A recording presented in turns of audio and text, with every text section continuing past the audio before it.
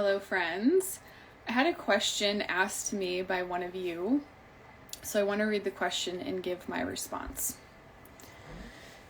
All right. Have you ever spoken about two Earths?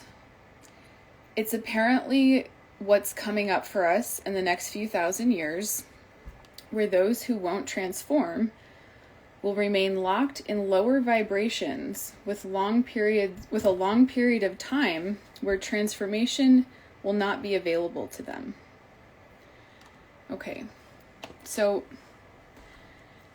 those of you who have spent some time in spiritual communities, maybe you have heard this.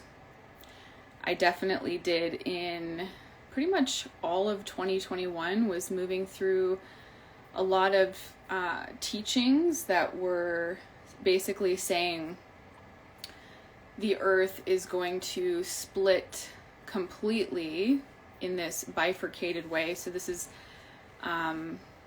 maybe people who are taking the bifurcation quite literally and saying, yep, there's going to be two separate earths, and that these beings who have not progressed to the point of moving into this higher dimensional earth, they're going to be locked, and that they're not going to be able to either transform for a very long period of time, or I've heard will be completely closed off into a black hole for, whatever, forever and ever and ever.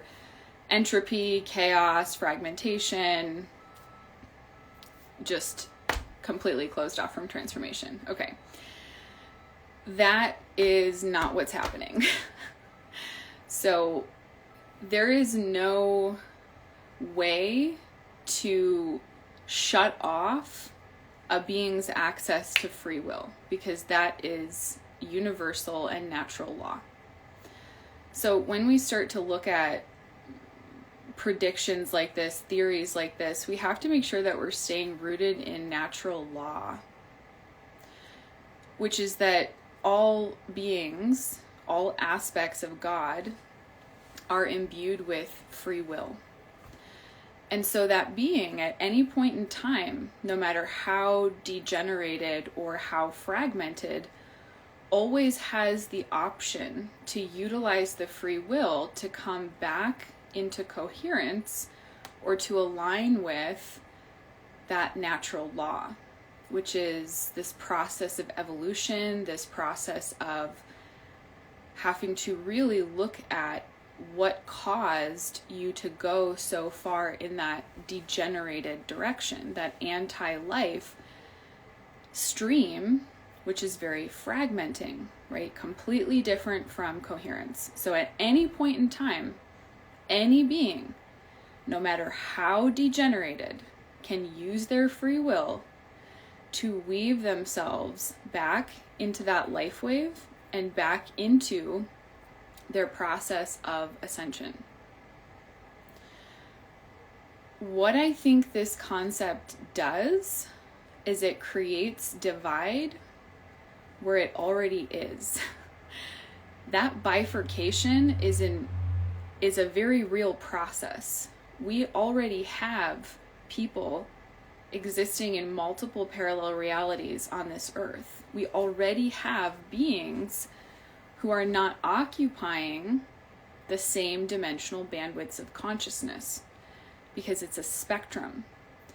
And this earth is not just a physical object, right? It's a multi-dimensional being. And once you start to get into things like all of the parallel earths that could exist, right? We get really out there. There's a lot, you could take this really far because of how infinite life God is, this eternal wellspring of infinite possibility and timelines. So yes, there are beings here. The way that I see it is there's basically a range of spectrums and waves and rays that we can be embodying, of dimensions of consciousness that we can actually integrate into our body. And so, some people are only operating within this bandwidth, and others are maybe operating within this bandwidth. Now, the people who are operating in here are only able to perceive what is happening here. So if you're up here and you've got access to this, they're not going to be able to perceive what you're perceiving, which means they may not be able to perceive you in your totality. They may not be able to perceive dimensions of reality that are actually there that they're not able to perceive. And that includes very real and physical truths about reality here that they're not able to process yet because that's not yet integrated. However, we're not in this process of literally splitting off into a completely different reality. That's the New Age deception that says, oh, we're ascending to 5D or whatever, and then like we're just not gonna have to experience any of the pain and trauma and stuff that's existing in these lower densities because we're just gonna ascend out of that. That's not what's happening. We're bringing those higher and more coherent bandwidths of consciousness and of perception into the body to shift our community, to shift the grids, to shift the energy on this planet. And if you take all of those people and you just like that are going in that positive direction, that more coherent direction, and you just separate them, first of all, it's not even possible really fully to just separate those two realities because we're all connected. But we're a part of catalyzing that change. So even if we're existing in a reality where we've deprogrammed powerlessness, scarcity, slavery, inversions of our sexual energy, if we've cleared these things, it makes us a beacon for that coherence here. And to be in reality about what we came to be a part of shifting. And I think that if we take on this mentality that these people are, or these beings or whatever, are so, like, what is that line for different people? Is it just someone who hasn't become aware of, like you see how that line could be really arbitrary? We can go, oh, well, this person's at a who's deciding how low that frequency has to be for someone to just get walled off for a long period of time, which we don't know what that long period of time is. Who determines that? So there's a natural order to chaos, if that makes sense. There's an order to that degeneration. And it isn't just, oh, we just lock up that because there's a shift in frequency and now they can't get out of that lock for some unknown period of time, or they just completely fracture. When a being becomes that degenerated and moves completely into chaos to the point where the form is so unrecognizable, there is no coherence, that being has gone down the path of following that cause and effect to the point of complete, there is no you, right? So then you start that process all over again. And when you start that process all over again, still you're carrying with you the load of all of that energy that caused your soul to fracture to begin with.